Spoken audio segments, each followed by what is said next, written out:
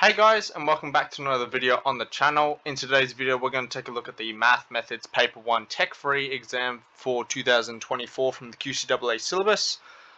This one's just the multiple choice here. I'll be solving pretty much the other exam questions from this particular exam in another video. It'll just be the multiple choice. Now, if you have any questions at all during the video, comment it down below pretty much, and also timestamp where your question is and what number your question is. That way it's just easy to find. But otherwise I'll get straight into it. Okay, so section 1 here. So question 1, integral x to the power of 4. So when we're doing this one here, we're using this rule here from your formula sheet. Okay, so you add 1 to the power just like it is in the formula sheet here. That's why it's got n, and that's n plus 1. And then we divide by that new power, which is n plus 1, and then we add a plus c.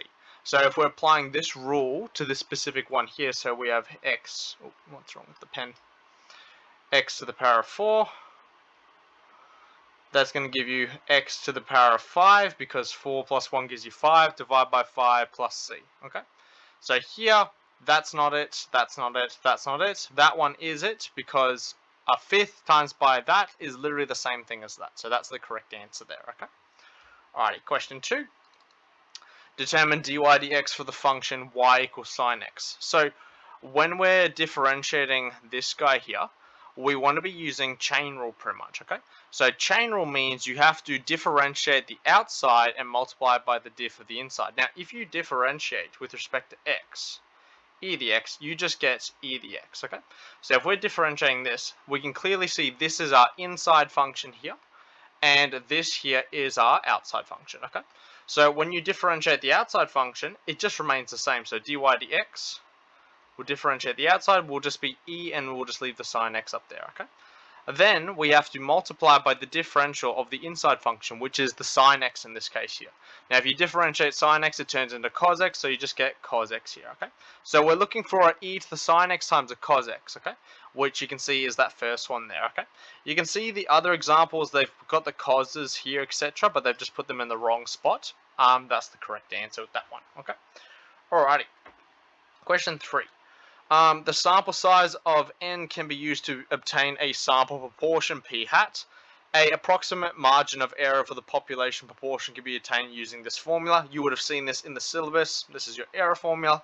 Now, if the level of confidence increases from 95% to 99%, then you've got all this stuff here. Basically, it's asking what happens to the z value and what happens to the error. Well, we've got to understand this, okay? If you go from a 95 confidence interval to a 99 confidence interval, your z-score is going to change. So the z-score for a 95, I believe it's 1.96 or something like that, okay?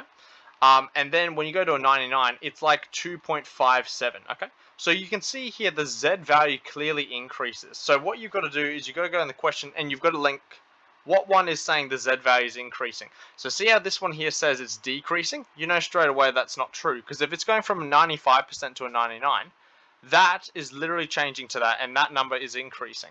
So it's not that one. It's also not this one either, because it's also saying decrease, okay? So straight away we eliminated 2 answers already. So if you wanted to guess the answer, you got a 50-50 chance of getting it correct, okay? Now here, if in this formula, as this z value goes up, we can see that the error is pretty much equal to a multiple of the z, so this stuff here.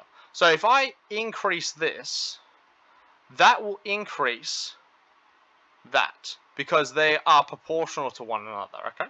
So if you increase the z value, you increase the e, which basically means you increase your confidence interval, you're increasing your error. So now you pick between b and d, and whatever says the error is increasing is the correct one. So here, B is the correct answer, because they're saying when the z value increases, the error also increases. So this is a direct result of the confidence interval increasing, okay? If you have any questions about that one, yeah, leave a comment just like the other ones, okay? Alrighty, question 4, simplify this. Okay, so if we're logging something regardless of the base, and it's like x to the power of something, it doesn't even have to be an x, it just has to be something to the power of something. You can take that something to the outside like this. You would have seen this on your sheet, hopefully, okay? Now here, the reason why we kind of want to do that here is because natural log and e are basically the same thing. So the ln represents log base e.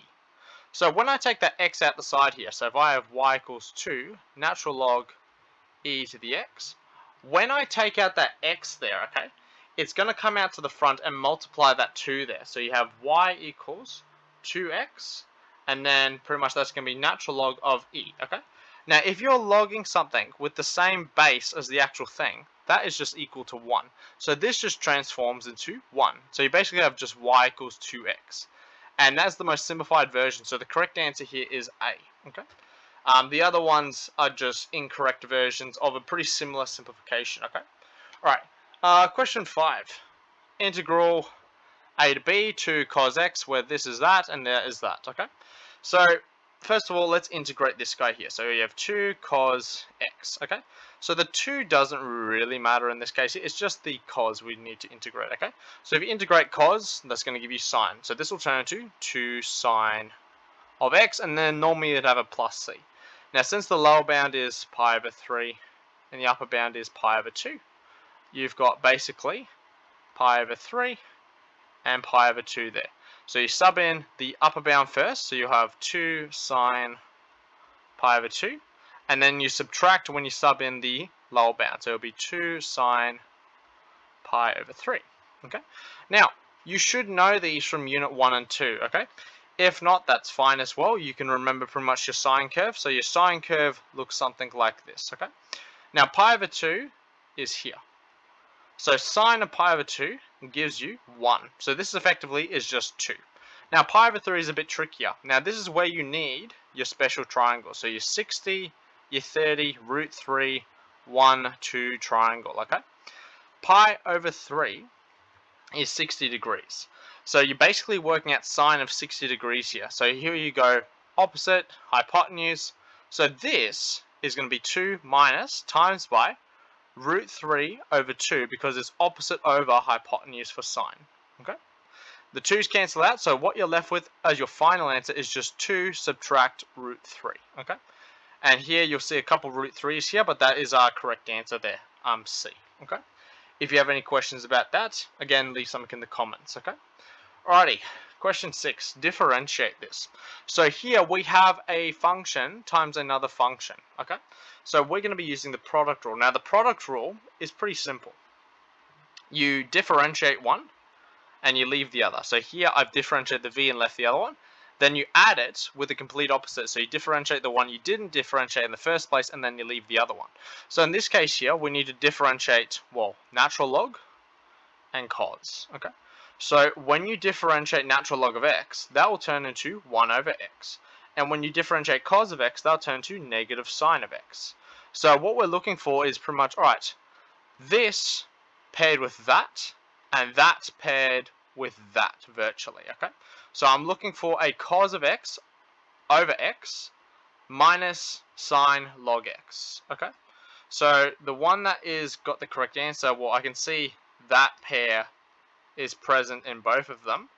Now I'm looking for a negative log sine x, which is this guy here, okay?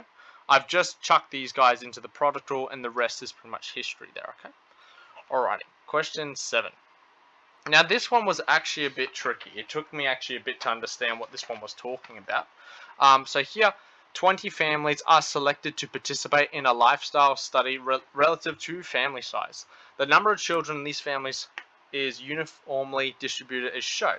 So you've got the number of children there and their frequencies here. So there are basically number of children. There are 4 families with just 1 children, etc. A random sample of 5 families is chosen from the group without replacement. A possible mean number of children in the sample is. So basically, what we've got to do is really just work at the ones that aren't correct, okay? So basically, 5 is not correct, okay? Because 5 numbers would need to add up to divide by 5, because you're taking 5 families. So to get an average of 5, you would need basically 5 numbers to add up to 25, but you've only got 1, 2, 3, all those ones there, okay? So that one is not possible, okay? Same with the 0, okay? Now these two are possible, but this one's the most correct one, okay?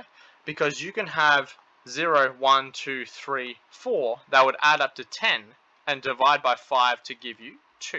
So this one is the correct one. B is the correct one. Okay. Those ones aren't possible. C is possible, but B is the most correct one. Okay, because they're talking about a possible mean average. Okay. All right. Question 8. The graph of f of x is shown. Identify the graph of the second derivative. So what we've got to look for in this is not the stationary points. That's a common error. So a lot of people would pick A or B because of the parabola. We're not looking at the stationary points at all. We are looking at the point of inflection. Okay, so the point of inflection is pretty much when it goes from a max or a min to a max. Okay, that is where the second derivative is going to be equal to 0, which you can see down here is what both of these graphs have here. Okay. Now, in terms of their direction, we've got to understand, all right, which way is the correct direction, okay? So here, if it's going from it's going from a positive gradient to 0, the rate of change here is decreasing. So on the way up to x equals 1, the line should be below the x-axis. Here, this is a negative second derivative, so that is a characteristic. Now, I'm also going to show it up here as well, just to pretty much show that it is C, okay? Now here, because it's going from basically a negative gradient to 0 to a positive gradient, this is a positive rate of change overall for the derivative, meaning the second derivative is positive there, meaning the straight line has to be above that. So the correct answer here is C. Okay? Alright, let's go on to the next one. Okay. So a certain location, the temperature can be modeled by the function t equals 5 sine pi x over 12 plus 23, where x is the number of hours after sunrise. Determine the rate of change of temperature when x is equal to 4. Okay, this is pretty easy. All you have to do is differentiate this guy here and substitute it in. And the reason why is because they've said the rate of change of temperature, which implies the dt dx. Okay, rate of change of temperature compared to x, okay, which is the number of hours after daylight. And they've even given you the x value to sub it in, okay? So most people should get this right, okay? Alright, so if you differentiate this, when you differentiate the sign here, you've got to use chain rule because you directly have an inside function just there, okay? So here, dt dx, you have 5, and if you differentiate sine, it'll turn to cos, okay? But we need to multiply by the derivative of the inside here. So if you were to differentiate pi x over 12, you'll just get pi over 12, okay? So times that by pi over 12, and the sign turns into cos, and we leave that guy in there. And then the 23, if you differentiate a number, it turns into 0 because the rate of change of a number is 0 because it doesn't change, okay? Simplify this, okay? So pretty much you've got 5 pi over 12 cos pi x over 12 equals dt dx, okay? Now you want to sub in x equals 4. So dt dx, we will chuck in when x equals 4, and now you're going to be very careful here. So 5 pi over 12 cos pi times by 4 over 12. That can be simplified to pi over 3, okay?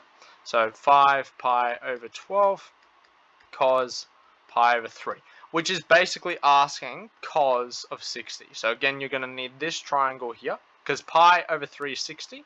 So draw out your triangle. Now, it's not going to be the same as the previous one, because it is cos and not sine. So 2 root 3, 1. So cos basically means when you're positioned at 60, this is going to be your adjacent, that's your hypotenuse. So this will turn into a half, okay? So you have 5 pi over 12 times a half. So the 2 and the 12 multiply. So you'll have basically 5 pi over 24. So we want to look for the one that has that as the answer. And I believe B has it. Yes, that's the only one. Okay. Any questions about that one? Leave something in the comments. Okay, I'm going to need to rub this out to answer this last question here. I'm not going to cut anything out. I'm just going to do it all in one take. Why not? Okay. Given that log base 10 of 6 is 0.778, determine the value of this. Now this one was a little bit tricky at first, but what we've got to understand is this is a non-calculated question, and we've designed it so it can be answered without a calculator. So how do we turn this into log 10 of 600. Well, here the main difference being this guy here. Okay, how to turn 6 into 600? You times it by 100. Okay, so here we effectively need this. Okay, now if you add two logs together, you multiply the insides, which means you can break a log into two separate logs if you add them together. So this can be log of 6 plus log 10 of 100. We already know what that value is, and we can also work out what this value is. We can replace that as log 10 of 10 squared. Take the 2 out. 2 log 10 of 10 gives you 1. So you effectively have this, which is 0.778 plus just the 2. So you should get 2.778 as your answer. That one was a bit tricky at first, but remember, in these questions, they would have designed it so you can answer it without a calculator. They won't give you one that's impossible. That doesn't happen anymore. I'm kidding. It hasn't happened in a very long time. Alrighty. Well, if you have any questions about this exam here, send me a message. You can send an email to me if you want, or you can just leave something in the comments. I'll read both of them. But otherwise, I'll see you in the next video.